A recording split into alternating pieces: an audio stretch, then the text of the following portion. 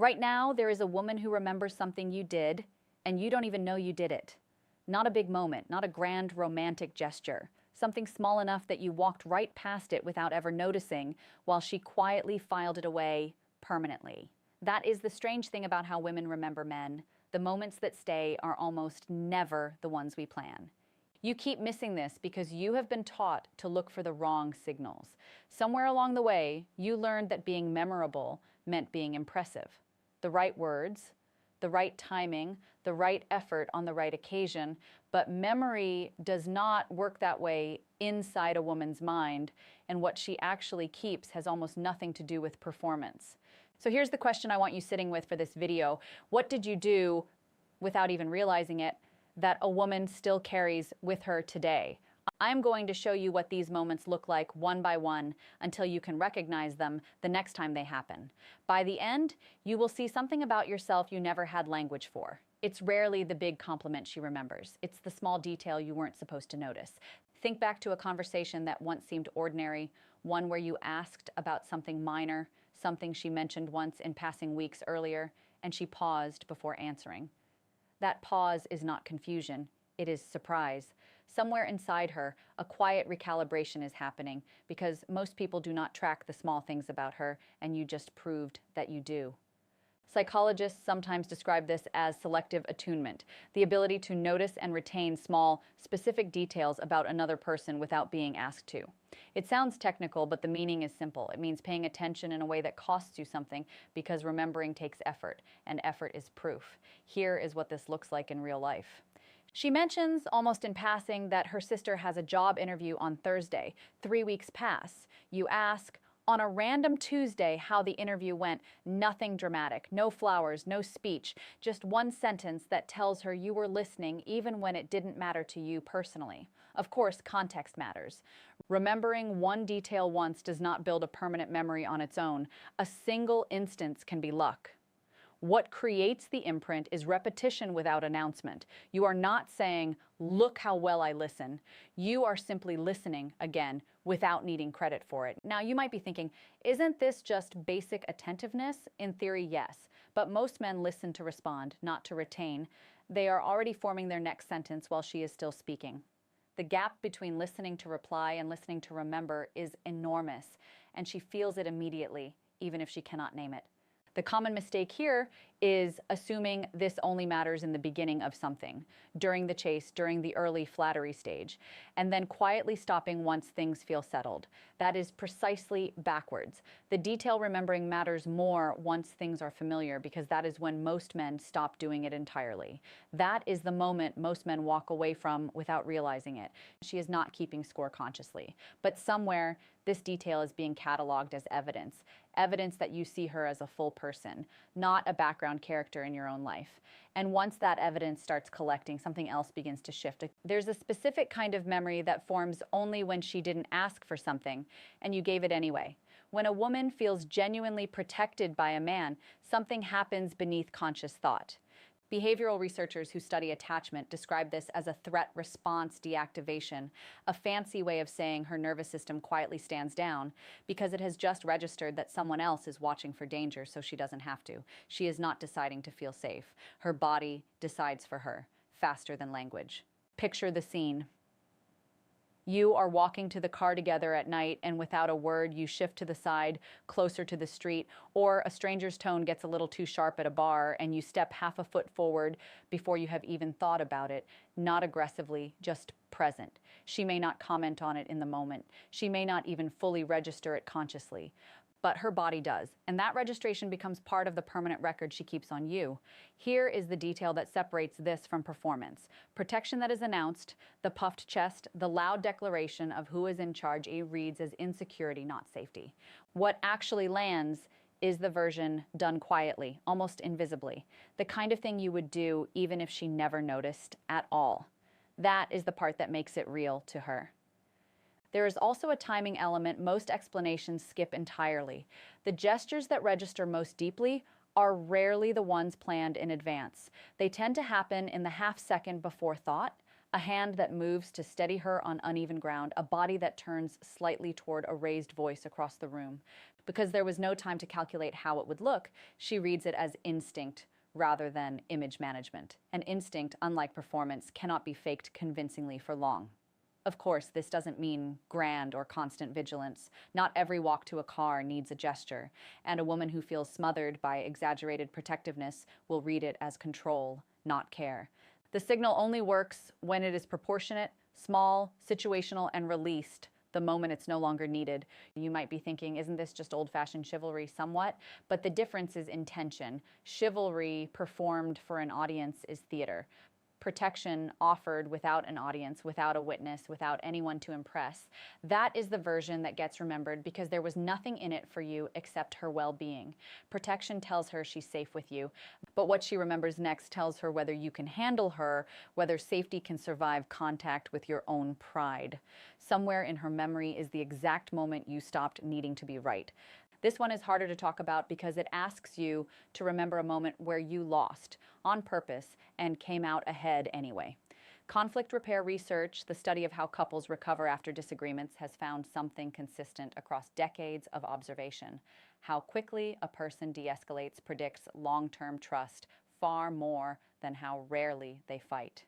In plain terms, it is not whether you argue, it is what you do in the 60 seconds after you realize you might be wrong. Picture an argument that was gaining heat, not a large one, just a normal friction point, the kind every relationship has. You feel the pull to defend your position, to explain, to win the point cleanly, and then instead you stop. You say something like, you know what, you're right, I wasn't thinking about it that way. No performance, no dragging it out for credit, just a clean early exit from a fight that didn't need to happen. This registers differently than most men assume, because backing down first requires the temporary sacrifice of your ego for the sake of the relationship. And her nervous system reads that sacrifice as evidence of priority or proof that the connection between you matters more than the momentary satisfaction of winning. That is a rare thing to witness, and rare things get remembered. Of course, this does not mean capitulating on everything or performing humility as a strategy to appear evolved. A man who fakes agreement to avoid conflict entirely is doing something different.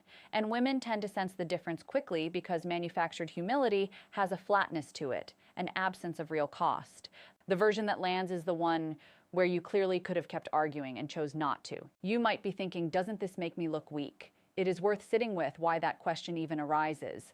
Somewhere along the way, many men were taught that backing down signals weakness, when in most relationships it signals the opposite, the security to not need to be right in every moment. Weakness is defending a small point at the cost of the larger connection. Strength in this context looks remarkably quiet. There is a version of this that deserves a brief detour before we continue. Some men interpret this idea as license to avoid disagreement altogether, smoothing over anything uncomfortable to keep the peace. But a relationship without any honest friction is not calm. It is just quiet in a way that eventually turns hollow. The goal was never to disappear from conflict. It was to know which battles are worth the cost of her trust and which ones are not, and to make that calculation quickly rather than out of habit. The common mistake here is doing this only after the damage is already done, apologizing an hour later, after the silence has already settled in, after the moment has already cooled. The memory that forms is not about the apology itself. It is about how early you were willing to let go. That kind of moment builds trust. But trust is tested hardest in the moments that follow, when everything falls apart and there is no argument left to win, only a person left to be present for. There is a version of you she remembers that you never even noticed yourself being. Remember what I told you at the start, that there was one moment most men not only miss, but actively fail to recognize while it's happening. We are getting close to it now, and this chapter sits right beside it. When a woman is overwhelmed, grief, panic, a bad diagnosis, a call that changes the shape of a week, her nervous system does something researchers call co-regulation. In simple terms, it means the body looks outward for another calm nervous system to borrow stability from, the way a small flame steadies itself against a larger, steadier one nearby.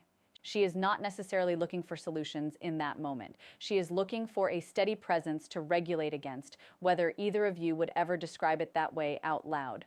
Picture the actual scene. She gets a phone call and her voice changes mid-sentence. Maybe she starts crying, maybe she goes quiet in a way that is somehow louder than crying. Most men in this moment do one of two things. They either try to fix it immediately, offering solutions before she has finished feeling the thing, or they get visibly anxious themselves, absorbing her panic instead of absorbing it for her. Both responses, understandably human as they are, add a second problem on top of the first. What she remembers instead is the version of you that did neither of those things. You lowered your voice instead of letting it rise to match hers. You sat closer instead of hovering at a distance, unsure what to do with your hands. You didn't rush her toward being okay. You simply stayed present while she wasn't. Nothing dramatic, no perfect words, just steadiness, held for as long as it needed to be held. Of course, staying calm is not the same as staying detached. A man who goes numb or checked out during her distress is not regulating her. He is simply absent in a different way. And she can tell the difference between calm presence and emotional withdrawal almost instantly, even through tears. The steadiness that matters is warm, not cold. It has weight to it. It says, I am right here without needing to say anything at all. There is a layer to this most explanations skip over entirely. This kind of steadiness is rarely available to a man who has never learned to sit with his own difficult emotions first. If your instinct alone is to distract yourself from discomfort, scrolling, working, staying busy until a feeling passes, that same instinct tends to show up when someone else's discomfort enters the room, which means the calm she remembers is not really a technique you perform for her. It is closer to a byproduct of a steadiness you have already built somewhere else in your own life, one that simply becomes visible to her at the moment she needs it most. You might be thinking, but I don't always know what to do in those moments. Sometimes I freeze or I say the wrong thing entirely. That's more common than you'd think, and it matters less than you'd expect. She is rarely grading your words in that moment. She is registering whether your presence made the room feel safer or more chaotic. That single variable outweighs almost everything else you might have said. The common mistake is treating her distress as a problem assigned to you to solve, rather than a moment asking only for your presence. Solutions have their place, but usually later, once the storm itself has passed through her, not while it's still moving. But even calm has a ceiling. There's one thing that outlasts every other memory on this list, and almost no man ever thinks to do it. This is the one. This is the memory the whole video has been circling. Every signal we've covered so far has one thing in common. They are all forms of care that ask relatively little of you in the moment. Noticing a detail costs attention. Staying calm costs composure. But there is one moment that costs something heavier, and it is the moment almost no man is willing to offer, even when he loves her. It is the moment you told her something true that she did not want to hear, and you said it because you respected her too much to protect her from it. Think about the people in her life. Family who soften things to keep the peace. Friends who validate first and ask questions never. An entire social world quietly organized, often with good intentions, around telling her what she wants to hear rather than what she needs to hear. This is not a flaw in the people around her. It is simply what most relationships default to because honesty carries risk and most people would rather avoid the risk than deliver the truth. Psychologists who study relational trust describe this as the vulnerability, honesty exchange. The idea that trust deepens most sharply not during agreement, but during moments where someone risks the relationship itself by telling an uncomfortable truth. In plain terms, it means she trusts you more, not less, for the time you told her something that risked her being upset with you. Picture the moment. Maybe it was about a friendship that was quietly using her. Maybe it was about a pattern she kept repeating without seeing it, or a decision she was about to make that everyone else around her was too careful to question.